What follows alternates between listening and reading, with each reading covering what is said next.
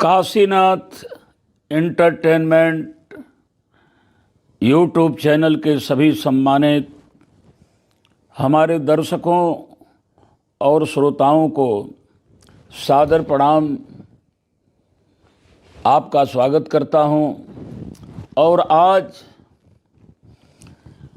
एक ऐसे महत्वपूर्ण बिंदु पर आपसे बात करना चाहता हूं कि आखिर 1000 वर्ष से लेकर के 1100 वर्ष तक मुगलों ने राज्य किया, लेकिन ब्राह्मणों ने उनका सम्मान किया, उनका आदर किया, उनका विरोध नहीं किया। आखिर क्या कारण था कि मुगलों के जाने के बाद अंग्रेज आए और अंग्रेज यहाँ 150 साल तक ही रहे। इसके बाद सामने तो खड़ा होकर के विरोध करने की हिम्मत नहीं थी, लेकिन ब्राह्मणों ने हथियार बंद विरोध अंग्रेजों का करना शुरू कर दिया। मेरे प्यारे साथियों, भारत पर सबसे पहले 712 सन में मीर कासिम ने, लगातार मोहम्मद गजनवी ने, मोहम्मद गोरी ने, चंगेज खान ने, कुतुबुद्दीन ऐबक ने, गुलाम वंश, तुगलक वंश, खिलजी वंश, लोदी वंश, फिर मुगल वंश आदि मुगलों ने राज्य किया, लेकिन उनका चरण बंदन इन ब्राह्मणों ने किया, कभी विरोध नहीं किया। आखिर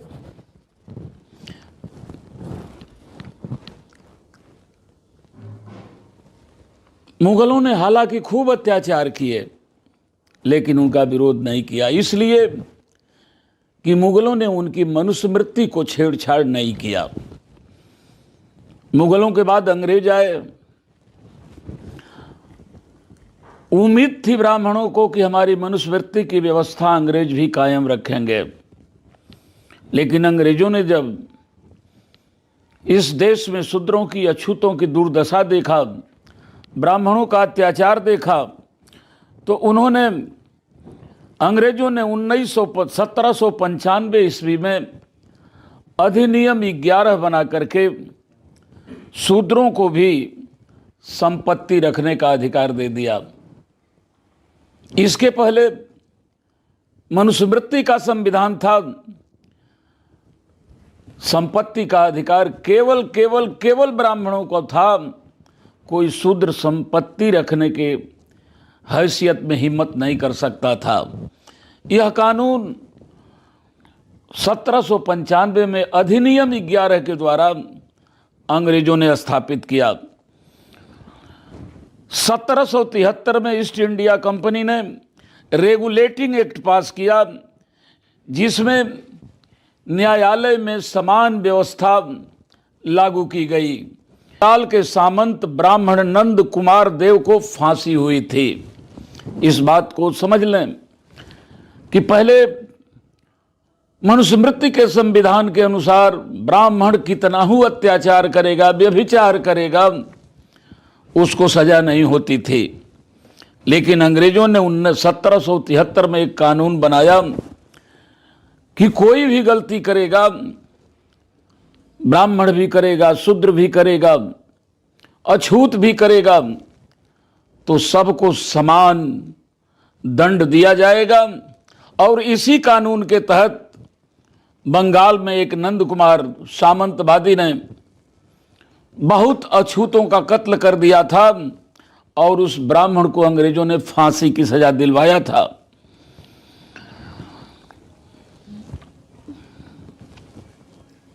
एक ऐसा कानून 1804 में अधिनियम 3 द्वारा अंग्रेजों ने कन्या पैदा होने पर जो सजा कन्या को होती थी उस पर रोक लगाया। मेरे दोस्तों, दुख होगा, आपको कष्ट भी होगा। पहले यह मनुस्मृति के हिसाब से नियम था कि चाहे जो वर्ग हो, अगर कन्या पैदा होती थी तो उसके माँ के स्तन में गड्ढा करके धतूर का दूध डाल करके उस कन्या को पिला पिला करके मार डाला जाता था। भला बताइए, ऐसे भी मार देते तो एक कहीं न कहीं तक पाप तो था, लेकिन गुंजाइश थी। तड़पा तड़पा करके कन्या पैदा होती थी, उसको ये ब्राह्मण मरवा देते थे। अंग्रेजों ने इस प्रथा पर 1804 ईस्वी में अधिनियम 3 के द्वारा रोक लगाया और 1813 से पहले केवल ब्राह्मणों को ही पढ़ने और पढ़ाने का अधिकार था, लेकिन अंग्रेजों ने शिक्षा के ग्रहण का समान अधिकार दिया कि इस देश में रहने वाले चाहे जिस जाति वर्ग के हो, सबको शिक्षा दी जाएगी। इसका कानून 1813 ईस्वी में ब्रिटिश गवर्नमेंट ने बनाया। ये बात अलग रही कि कानून तो उन्होंने बनाया, लेकिन इन ब्राह्मणों ने हमें पढ़ने नहीं दिया, क्योंकि कानून व्यवहारिक रूप से जमीन पर आए इसके लिए बहुत समय लगता है। लेकिन अंग्रेजों ने तो अपना फर्ज निर्वाह किया कि 1813 ईस्वी में ही हमें और आपको पढ़ने का अधिकार दे दिया था।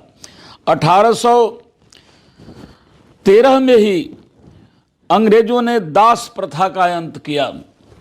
दास प्रथा का अर्थ आप ठीक से समझ रहे होंगे। वह दास प्रथा अंग्रेजों ने 1813 में ख़त्म किया, लेकिन हमारे होश तक अभी थी कि हमारे गांव में यादव और राजभर लोगों का गांव है, बगल में भूमिहार लोग रहते हैं। भूमिहार आते थे, कहते थे ये हमारे लोग हैं, हमारे दास हैं। माने यादव भी उनके दास थे, राजभर भी उनके दास थे।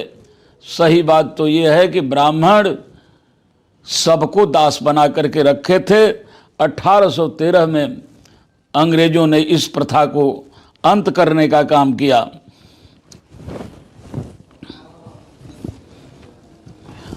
1817 में समान नागरिक संहिता कानून बनाया। इस 1817 के पहले वर्ण व्यवस्था को देख करके सजा दी जाती थी। यह कानून था कि ब्राह्मण कोई भी गलती करेगा, चोरी करेगा, डकैती करेगा, बदमाशी करेगा, व्यभिचारी करेगा, उसको कोई सजा नहीं होगी। लेकिन क्षत्रिय, वैश्य, शूद्र तीनों वर्णों को गलती करने पर उनको घोर सजा का प्रावधान था। अंग्रेजों ने इसे 1817 में कानून बना करके खत्म किया। 1819 में अधिनियम 7 के तहत ब्राह्मणों द्वारा शूद्र स्त्रियों के शुद्धिकरण पर रोक लगाई गई। मेरे दोस्तों, यह भी हमारे और आपके अपमान की पराकाष्ठा थी कि शूद्रों और अछूतों की शादियां जब होती थी, जिस लड़की से मनुस्मृति के हिसाब से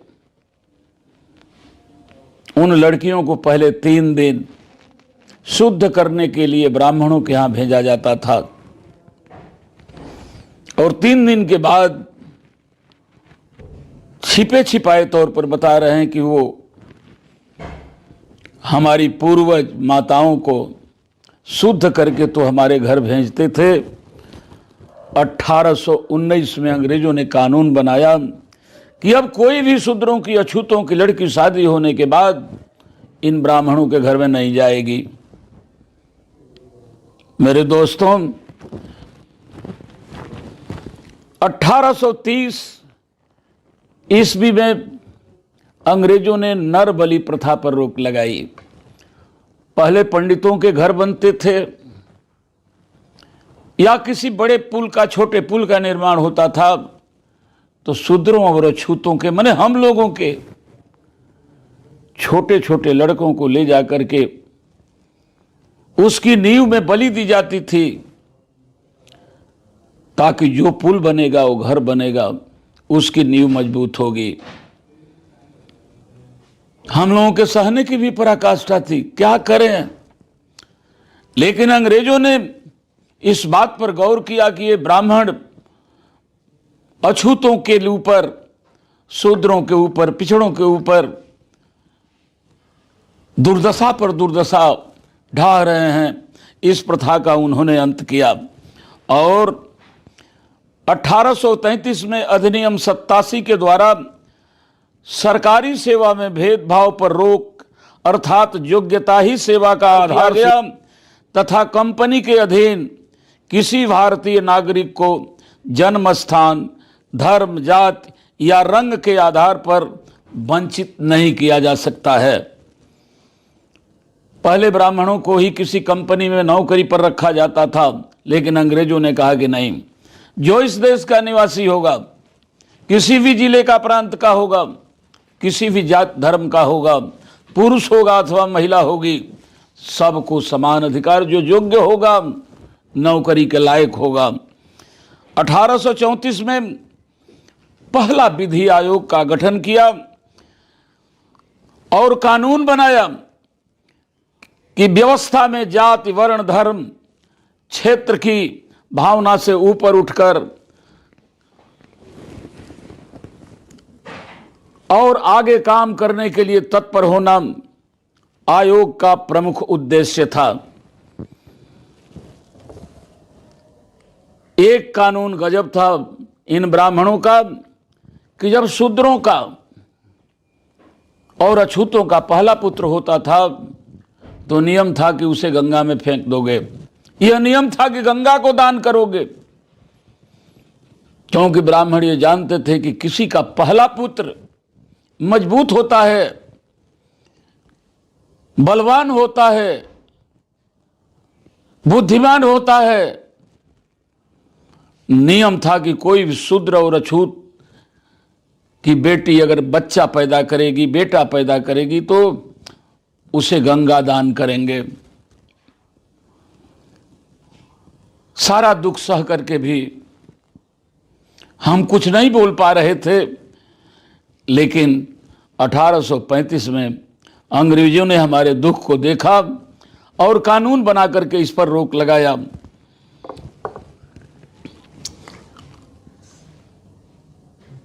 हिम्मत नहीं थी किसी शूद्र की कि इन ब्राह्मणों के खिलाफ चारपाई पर बैठ जाए, कुर्सी पर बैठ जाए, दरी पर बैठ जाए, अच्छा कुर्ता पहन के आ जाए, मुस्कुराते हुए आ जाए।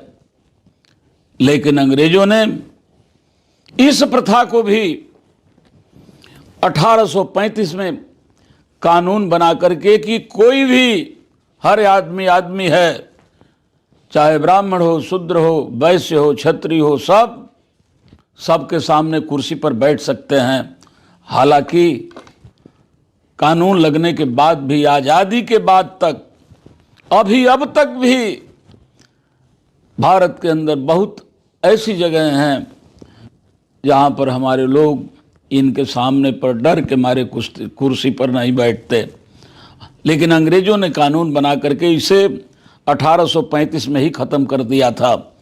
7 मार्च 1935 को लॉर्ड मैकाले ने शिक्षा नीति राज्य का विषय बनाया और उच्च शिक्षा को अंग्रेजी भाषा का माध्यम बनाया।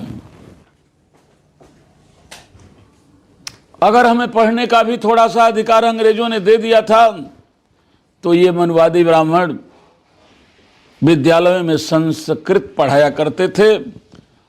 हम भी अगर पढ़ने के लिए, खुदा न खास्ता हम में से कोई होगा बड़ा आदमी अगर जाए, संस्कृत पढ़ना पड़ता था। लेकिन अंग्रेजों ने कहा नहीं। 1935 में लॉर्ड मैकाले ने उच्च शिक्षा तक अंग्रेजी माध्यम बनाया कि हिंदुस्तान के लोग चाहे जिस वर्ण के हो अंग्रेजी में पढ़ेंगे, क्योंकि अंग्रेजी दुनिया की भाषा है। दिसंबर 1829 में अधिनियम 17 के द्वारा विधवाओं को जलाना अवैध घोषित कर सती प्रथा का अंत किया।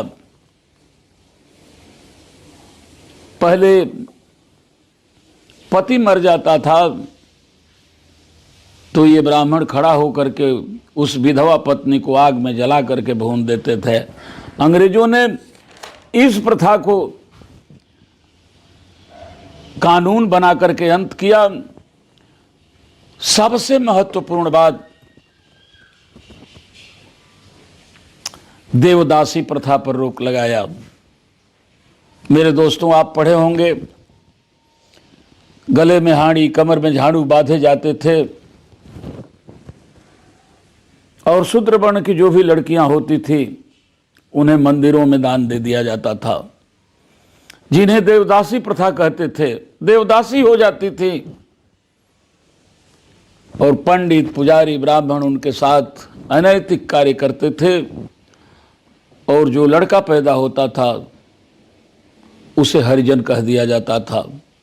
हरि माने भगवान, जन माने आदमी, ये भगवान का आदमी है। इतना अनैतिक व्यवहार हमारे पुरखों के साथ हुआ। ब्राह्मण मुस्कुरा रहे थे लेकिन अंग्रेज तिलमिला रहे थे और उन्होंने कानून बना करके इस प्रथा पर रोक लगाया। 1921 ईस्वी में अंग्रेजों ने जनगणना कराया, जिसमें मद्रास में 4 करोड़ 23 लाख लोग थे, जिसमें से 2 लाख मंदिरों में देवदासियां पड़ी थी। उनको निकलवाया अंग्रेजों ने। अगर आप दक्षिण चले जाएं तो आज भी बहुत से मंदिरों में देवदासियां मिल जाएंगी।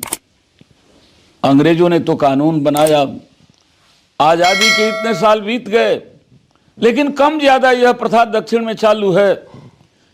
मेरे शूद्र भाइयों, मूल निवासियों, यह आपकी और हमारी जिम्मेदारी बनती है। अंग्रेज कानून ही बना सकते थे, आजादी मिले लागू भी हो सकता था, लेकिन नहीं हुआ। इसमें हमको और आपको अपना कर्तव्य समझ करके आंदोलन करके उन अपनी बेटी बहनों को मंदिरों से छोड़वाने का काम करना चाहिए। मेरे दोस्तों,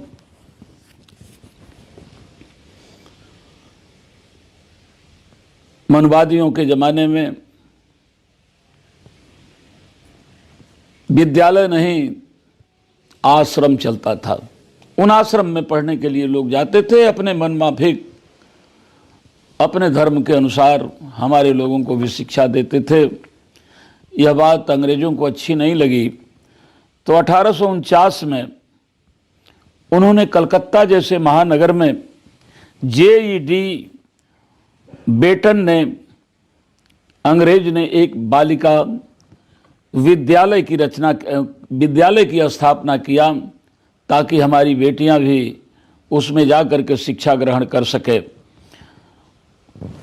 1854 में अंग्रेजों ने 3 विश्वविद्यालय बनाया, मद्रास में, कलकत्ता में और बंबई में, और 1902 ईस्वी में विश्वविद्यालय आयोग का भी गठन किया।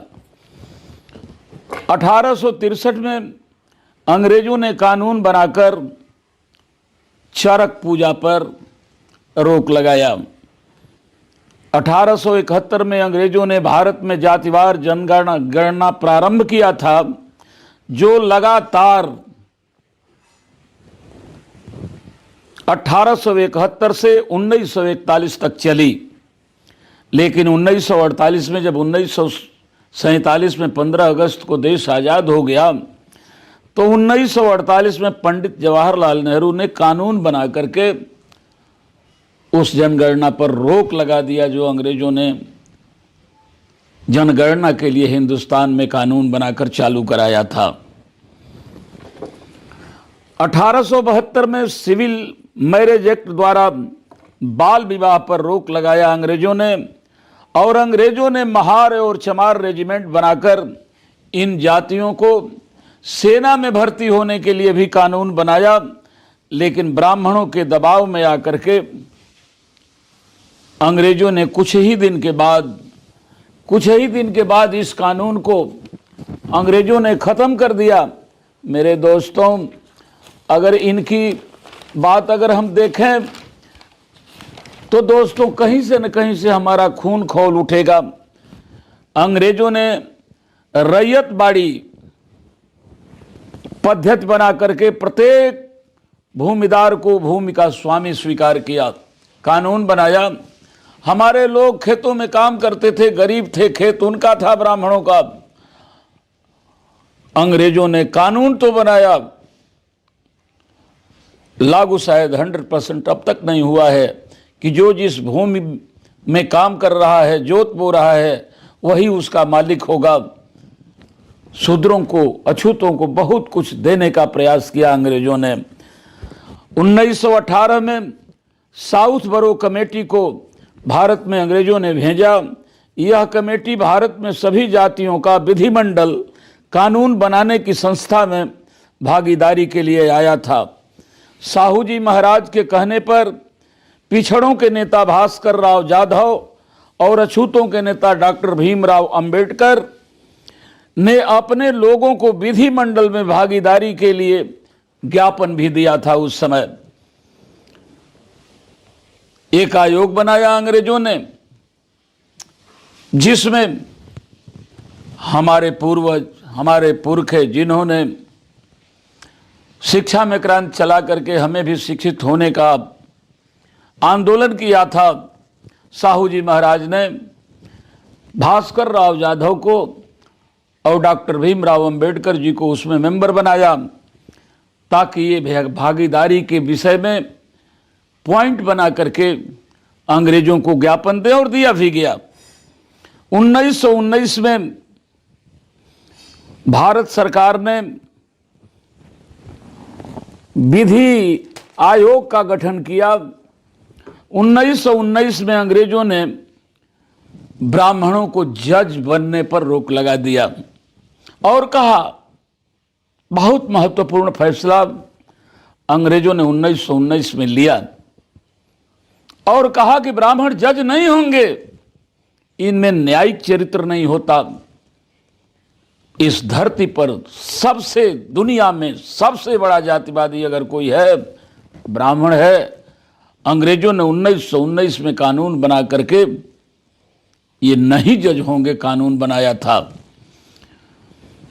1927 में अंग्रेजों ने कानून बनाकर शूद्रों को सार्वजनिक स्थानों पर जाने का अधिकार दिया था,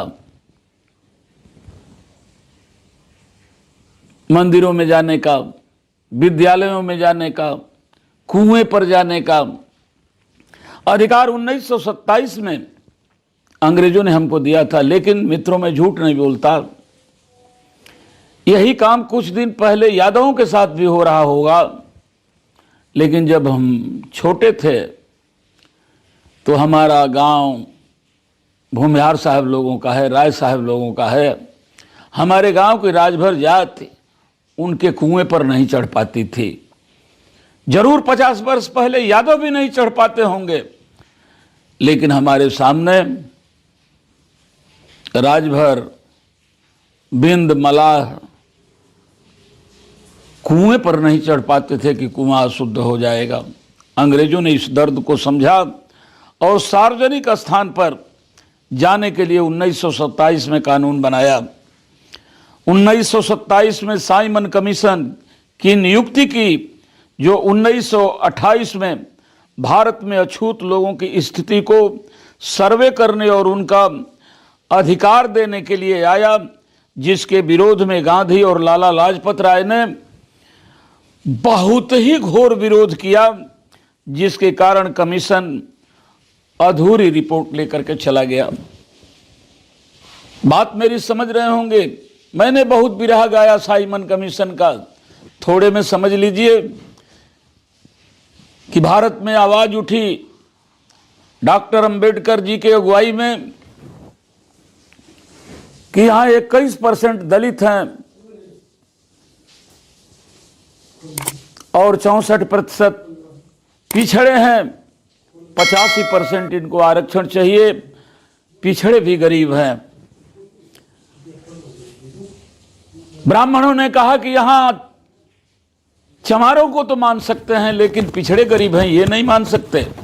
आखिर अंबेडकर जी और पिछड़ों के नेता जो उस समय थे, दबाव डाले, अंग्रेजों ने साइमन कमीशन कमेटी का गठन किया। साइमन कमीशन कमेटी जा करके जांच करने वाली थी कि हिंदुस्तान में कितने लोग, कौन कौन सी जातियां गरीब हैं, उनको शामिल करेंगे, उन्हें आरक्षण देंगे। कमेटी यह हिंदुस्तान में आती ही उसके पहले लाला लाजपत राय ने और गांधी जी ने पूरे हिंदुस्तान के अंदर, पूरे भारत के अंदर जाकर के पिछड़ी जातियों को ऐसा पढ़ा दिया, ऐसा सिखा दिया कि पिछड़े और अति पिछड़े अपना हिस्सा लेने से कमेटी के सामने इनकार कर गए। चमारों ने तो कहा कि हम आरक्षण लेंगे। थोड़ी बता दें बात कि जाकर के लाला लाजपत राय के प्रतिनिधियों ने यादव से, हमारे खानदान से कहा, भैया कमेटी आ रही है, आरक्षण लेंगे। हमारे पुरखों ने कहा हाँ लेंगे। अंग्रेजों ने कहा कि अरे यार, तुम कृष्ण के खानदान के हो, आरक्षण लोगे चमार हो जाओगे। हमारे लोगों ने कहा ना ना ना ना, हम आरक्षण लेकर के चमार नहीं होंगे। राजभरों के यहां गए, कहे आरक्षण लोगे, कहा क्यों नहीं लेंगे। कहे कि अरे राजभर लोग, आप लोग भी राज साहब हो और आप लोग महाराजा सुहेलदेव के खानदान के हो। जिस दिन कह दोगे कि आरक्षण लेंगे, तुम भी अछूत हो जाओगे, चमार हो जाओगे। राजभर के महाराज, आरक्षण मिलेगा चाहे नहीं मिलेगा, हम चमार तो नहीं बनेंगे। कुशवाहा के यहां गए, अरे आप कुश वंश के हैं, आप इतने बड़े हैं। चौहान के यहां गए, तुम पृथ्वीराज चौहान के खानदान के राजपूतों की श्रेणी में आते हो, आरक्षण ले लोगे, चमार हो जाओगे। इसी तरीके से हर बैकवर्ड के यहां, पिछड़े के यहां गए और उनको बड़े खानदान का बता करके, आप बड़े लोग हो, आरक्षण ले लोगे तो चमार हो जाओगे,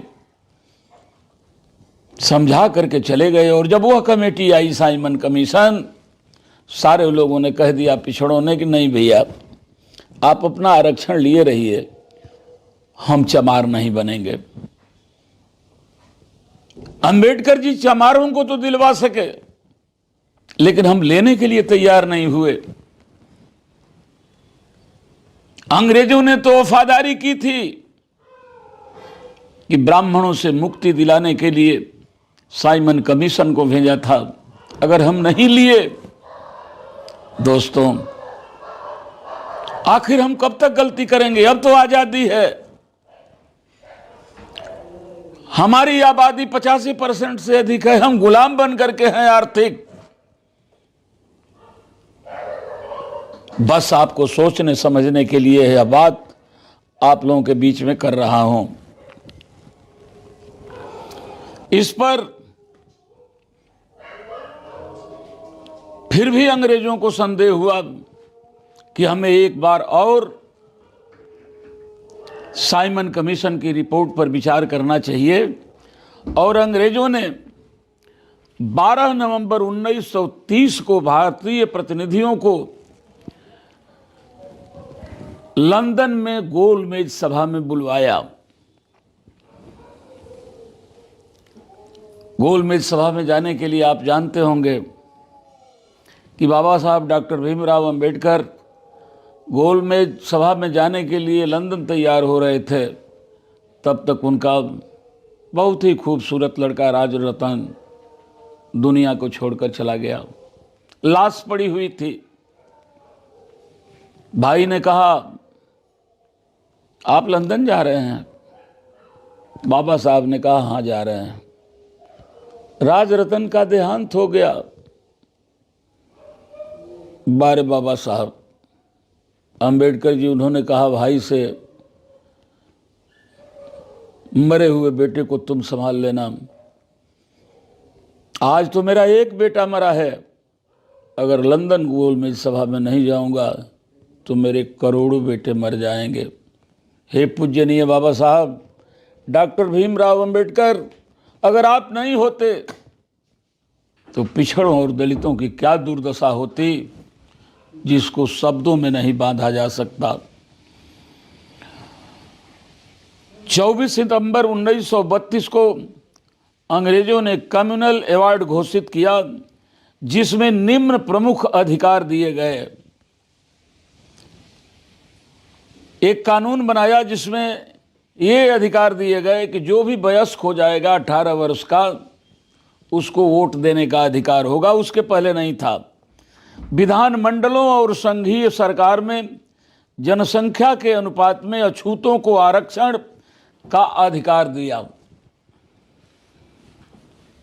प्रतिनिधियों को चलने के लिए, चुनने के लिए 2 बार वोट का अधिकार मिला। एक बार अपने प्रतिनिधियों के लिए, एक बार सामान्य प्रतिनिधियों के लिए। हमें 2 वोट का अधिकार अंग्रेजों ने दिया था।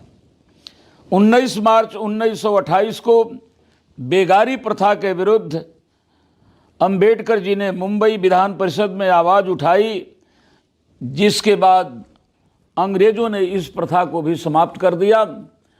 पहले बड़े लोगों की, ब्राह्मणों की शादी होती थी तो हमारे लोग बेगार होते थे, कांवर ढोने वाले, उनको पानी पिलाने वाले, उनकी सेवा करने वाले। अंग्रेजों ने इस प्रथा को भी ख़त्म किया। अंग्रेजों ने 1 जुलाई 1942 से लेकर 10 सितंबर 1946 तक डॉक्टर अंबेडकर को वायसराय का कार्यसाधक काउंसिल में लेकर मेंबर बनाया और डॉक्टर अंबेडकर साहब ने लेबरों के लिए 8.3% आरक्षण दिलवाने का काम किया। 1937 में अंग्रेजों ने भारत में प्रोविजनल गवर्नमेंट का चुनाव करवाया। 1942 में डॉक्टर अंबेडकर ने अंग्रेजों से 50,000 हेक्टेयर भूमि को पिछड़ी जाति और अछूतों में बांट देने के लिए आंदोलन किया, जिसको अंग्रेजों ने स्वीकार किया। अंग्रेजों ने शासन प्रशासन में ब्राह्मणों की भागीदारी को उस समय तक, जब तक यह कानून नहीं बनाया, शासन प्रशासन में 100% अधिकारी या आरक्षण कह लीजिए ब्राह्मणों का था। लेकिन अंग्रेजों ने कहा कि यह घोर अन्याय है और अंग्रेजों ने उस समय शासन प्रशासन में ब्राह्मणों की भागीदारी 100% से घटा करके 2.5% पर खड़ा कर दिया। अंग्रेजों ने तो कर दिया, लेकिन 1947 में जब आज़ाद देश हुआ, हम पढ़े लिखे नहीं थे। आज़ादी में भी 21% को छोड़ करके, हालांकि वो भी 21% अभी पूरा नहीं हुआ है, दलितों का, सब पर ब्राह्मणों का अधिकार हो गया, चाहे आईएएस चाहे आईपीएस। हालांकि अंग्रेजों ने कानून तो बना दिया था, लेकिन आज भी जो गवर्नमेंट चल रही है, किस तरीके से हमारे संविधान को ख़त्म करने में लगी है, जो बाबा साहब डॉक्टर भीमराव अम्बेडकर ने दिया है, इसको आप बखूबी समझते हैं, समझ रहे हैं। आज हम और आप और हमारे बच्चे और हमारे साथी भाई बहन सब पढ़े लिखे हो गए हैं, सिर्फ जानकारी के लिए कि आखिर ब्राह्मणों ने मुगलों का नहीं, अंग्रेजों का क्यों विरोध किया। अंग्रेजों ने शूद्रों और महिलाओं को सब अधिकार देकर सबको बराबरी में खड़ा कर दिया। ये 37 ऐसे अधिकार कानून बना करके अंग्रेजों ने शूद्रों और दलितों को दिया कि ब्राह्मण बौखला गए कि अब तो यह हिंदुस्तान, यह भारत देश शूद्रों और दलितों के हाथ में अंग्रेज दे देंगे। लड़ाई करने भर तो हिम्मत नहीं थी, लेकिन आग सुलगाने के लिए ये माहिर होते हैं। अंग्रेजों के खिलाफ हथियारबंद आंदोलन शुरू किए।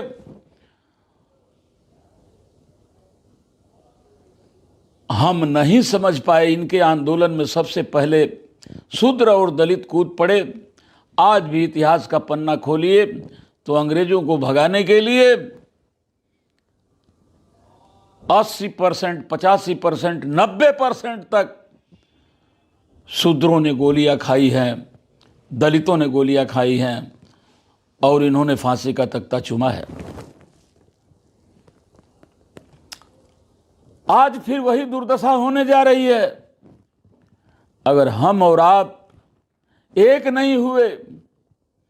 महंगाई की मार, महंगी शिक्षा, महंगी दवा, अत्याचार, आर्थिक गुलामी, पूरे हिंदुस्तान की संपत्ति 5% लोगों के हाथ में। कब संभलेंगे, कब सोचेंगे? हे मेरे भाइयों, हाथ जोड़ करके प्रार्थना करता हूं कि मैंने ब्राह्मणों के मनवादियों के चरित्र को आपके सामने रखा। अंग्रेज भी हमारी दुर्दशा को बर्दाश्त न कर सके और कानून बनाए। ये हिंदुस्तान में हमारे साथ रह करके भी इनके पास जरा भी मेरे लिए दया नहीं है। हम सोचते हैं कि हमारे अनुरोध को जरूर आप स्वीकार करेंगे और आने वाले समय में अपने पीढ़ी को केंद्र बिंदु करके चौतरफा इनसे लड़ने का प्रयास करेंगे। बहुत बहुत धन्यवाद, बहुत बहुत प्रणाम आपको, बहुत बहुत प्रणाम आपको।